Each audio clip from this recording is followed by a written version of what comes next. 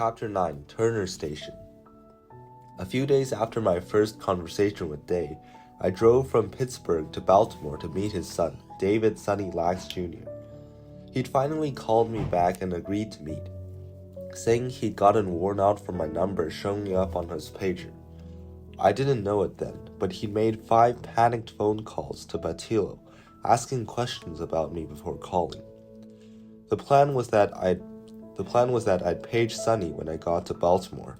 Then he'd pick me up and take me to his brother Lawrence's house to meet their father and, if I was lucky, Deborah. So I checked into the downtown Holiday Inn, sat on the bed, phone in my lap, and dialed Sonny's pager. No reply. I stared through my hotel room window at a tall, Gothic-look brick tower across the street with a huge clock at the top. It was a weather-beaten silver, with big letters spelling BROMOSELTZER, Bromoseltzer, in a circle around its face. I watched the hands move slowly past the letters, paged Sonny every few minutes, and waited for the phone to ring. Eventually, I grabbed the fat Baltimore phone book, opened to the L's, and ran my finger down a long line of names. Annette Lax, Charles Lax. I figured I'd call every Lax in the book asking if they knew Henrietta, but I didn't have a cell phone and didn't want to tie up the line, so I paged Sonny again, then lay back on the bed, phone and white pages still in my lap. I started rereading a yellowed copy of a 1976 Rolling Stone article about the Laxes by a writer named Michael Rogers, the first reporter ever to contact Henrietta's family. I'd read it many times, but wanted every word fresh in my mind. Halfway through the article, Rogers wrote, "I am sitting on the 7th floor of the downtown Baltimore Holiday Inn. Through the thermopane picture window is a huge public clock in which the numerals have been replaced by the characters BROMOSELTZER. In my lap is a telephone and the Baltimore white pages. I bolted upright, suddenly feeling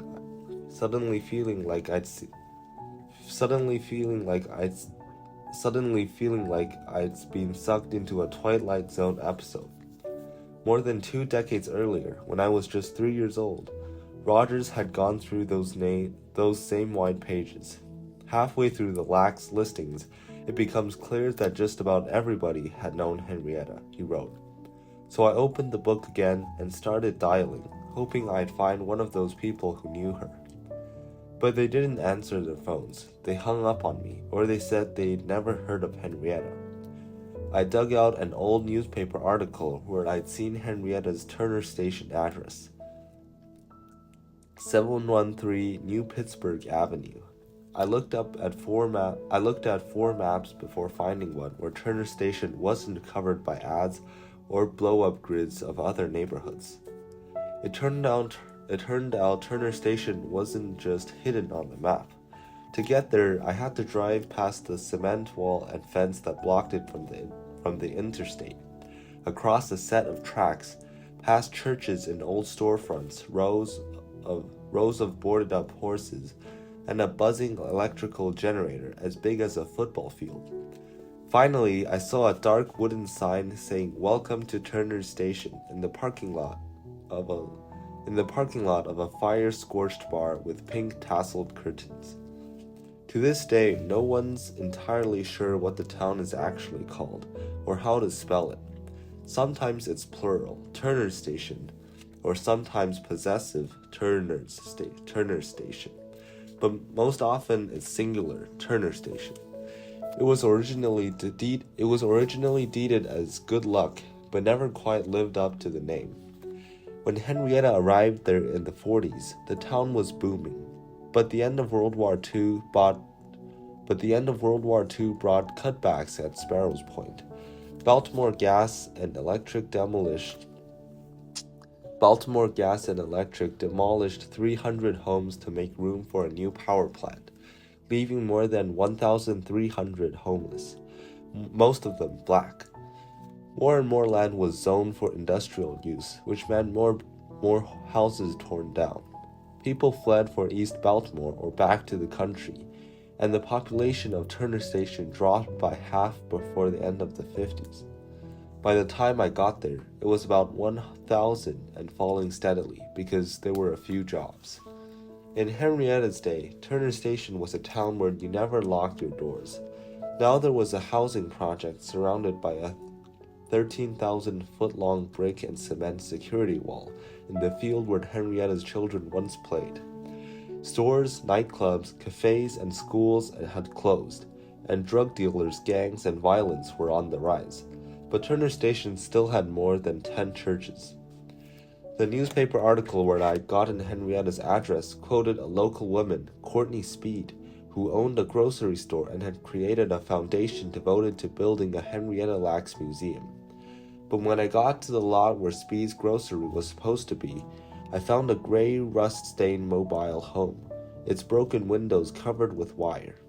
The sign out front had a single red rose painted on it, and the words, "Reviving the spirit to recapture the vision," Proverbs 29:18. Six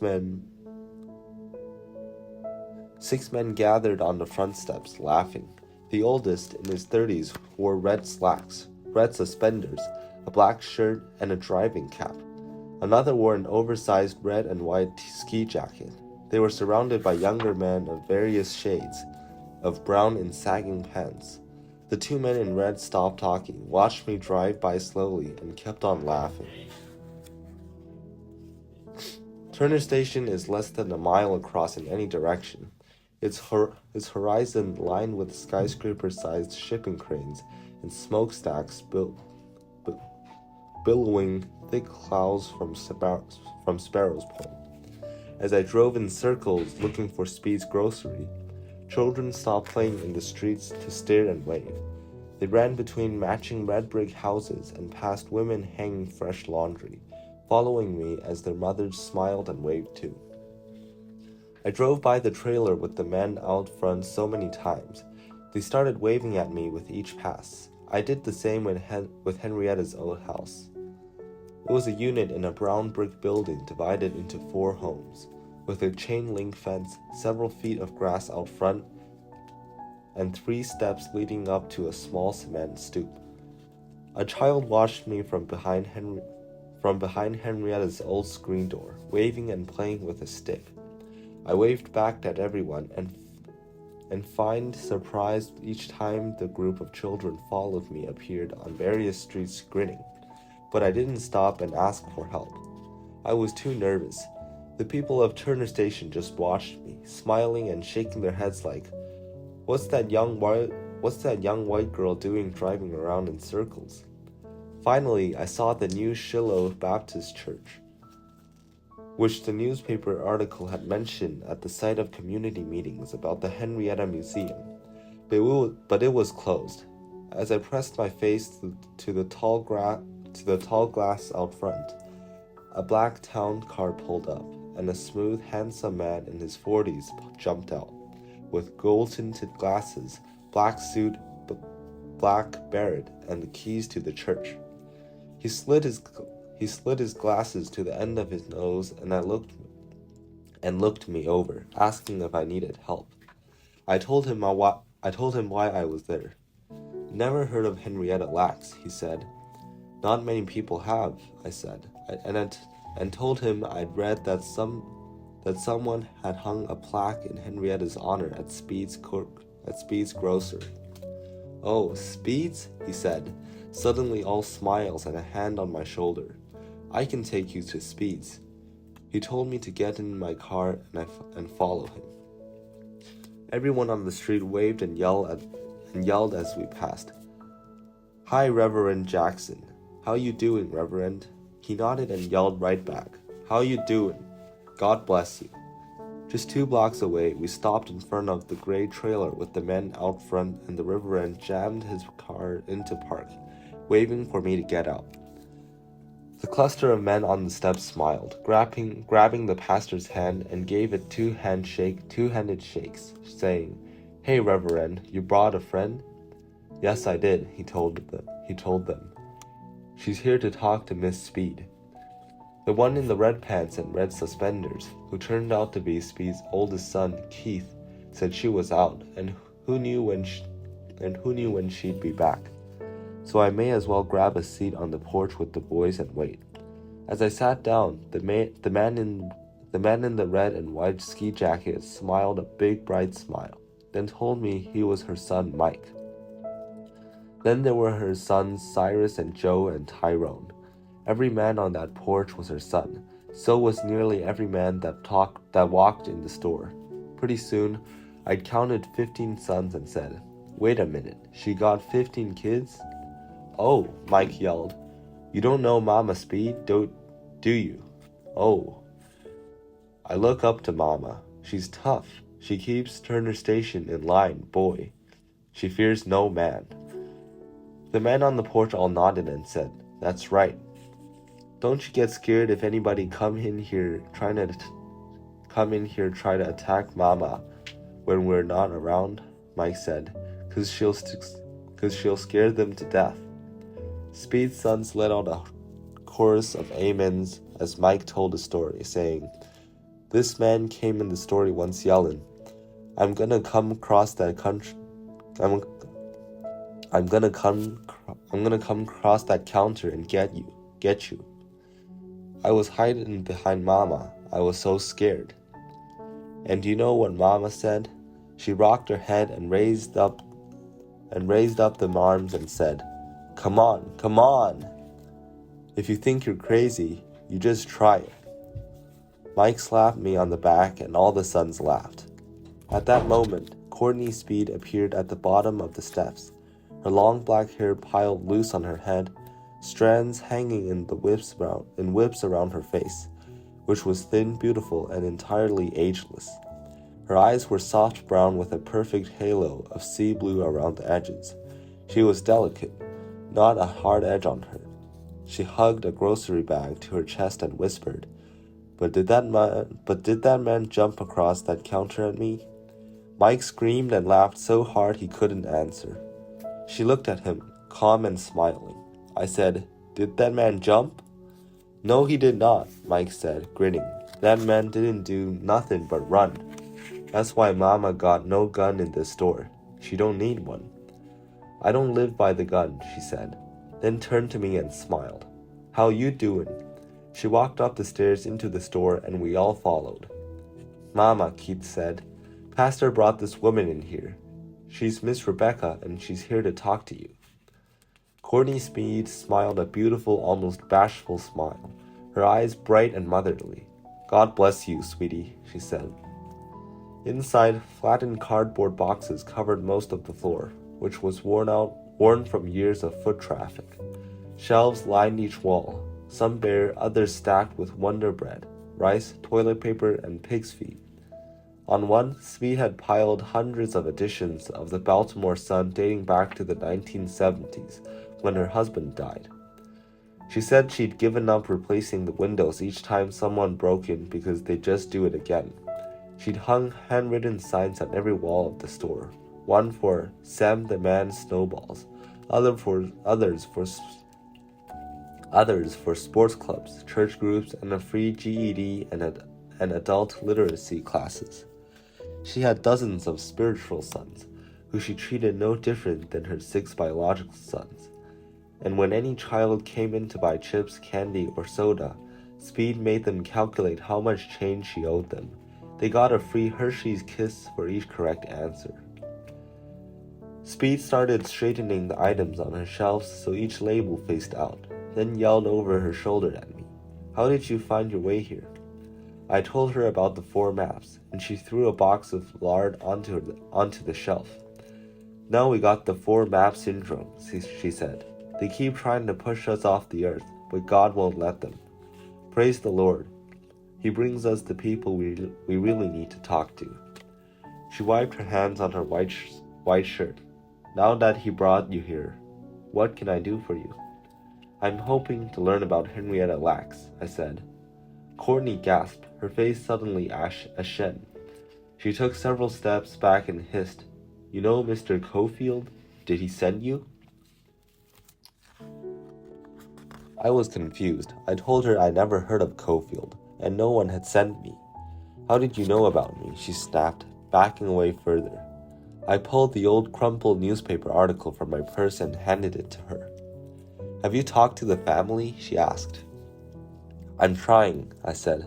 I talked to Deborah once, and I was supposed to meet Sonny today, but he didn't show up. She nodded, like I knew it. I can tell you anything until you got the support of the family. I can't risk that. What about the plaque you got for the museum? I asked. Can I see that? It's not here, she snapped. Nothing's here, because bad things happened around all that. She looked at me for a long moment, then her face softened. She took my hand in one of hers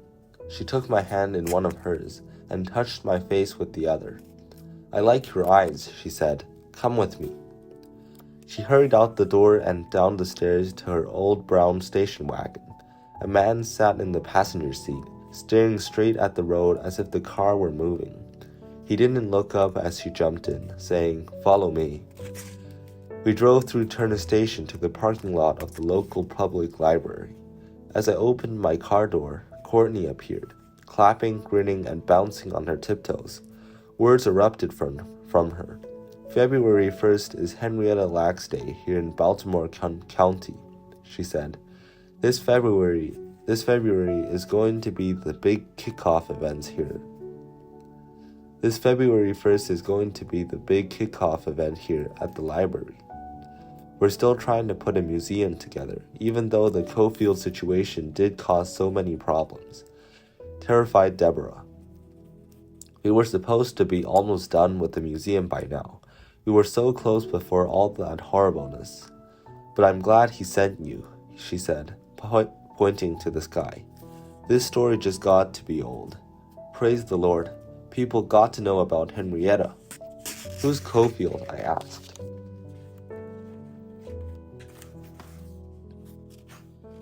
She cringed and slapped her hand over her mouth. I really can't talk until the family says it's okay, she said, then grabbed my hand and ran into the library.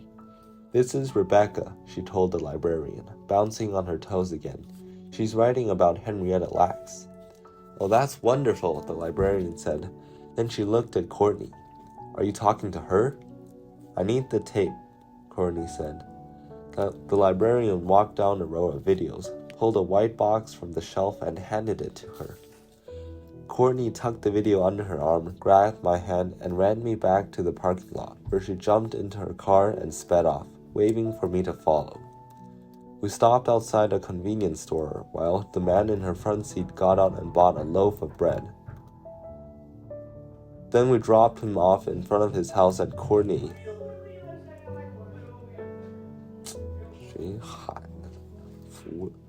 Then we dropped him off in the front of his house as Courtney yelled back to me, He's my deaf cousin. He can't drive. Finally, she led me to a small beauty parlor she owned, not far from Speed's Grocery. She unlocked 2 bolts on the front door and waved her hand in the air, saying, Smells like I got a mouse in one of those traps. The shop was narrow, with barber chairs lining one wall and dryers along the other. The hair-washing sink, propped up with a piece of plywood, drained into a large white bucket, the walls around it splattered with years' worth of hair dye. Next to the sink sat a price board.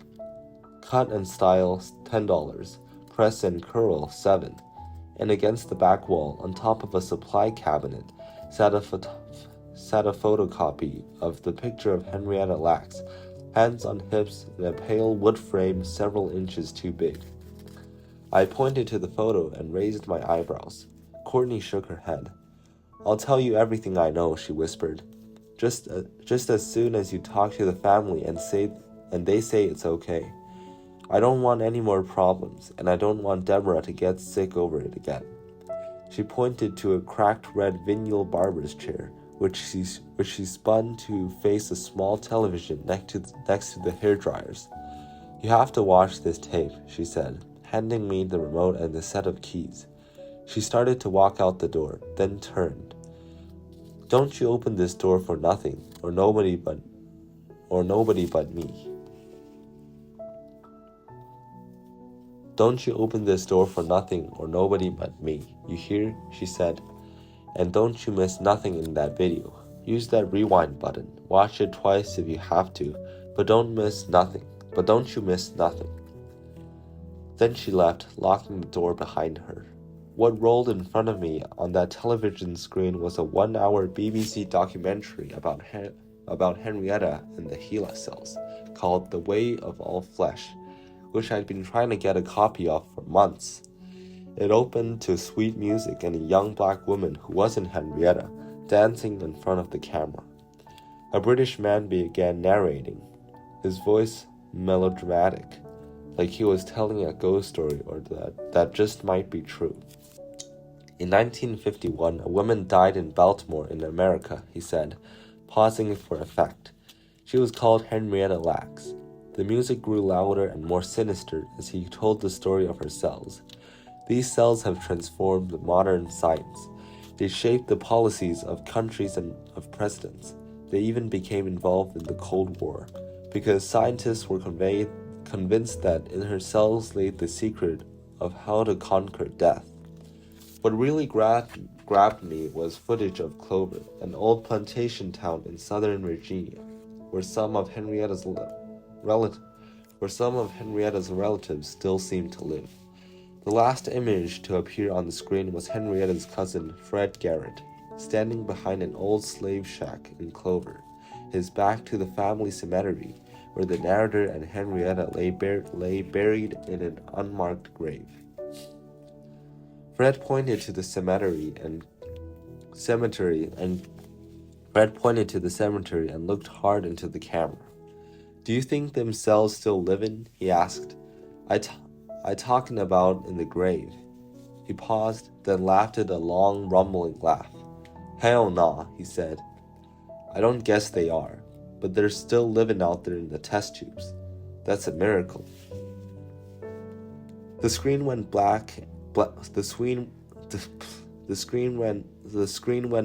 and I realized if Henrietta's children and husband wouldn't talk to me, I needed to visit Clover and find her cousins. That night, back at the hotel, I finally got Sonny on the phone. He said he decided not to meet me, but wouldn't tell me why. When I asked him to put me in touch with his family in Clover, he told me to go there and find them myself. Then he laughed and wished me luck.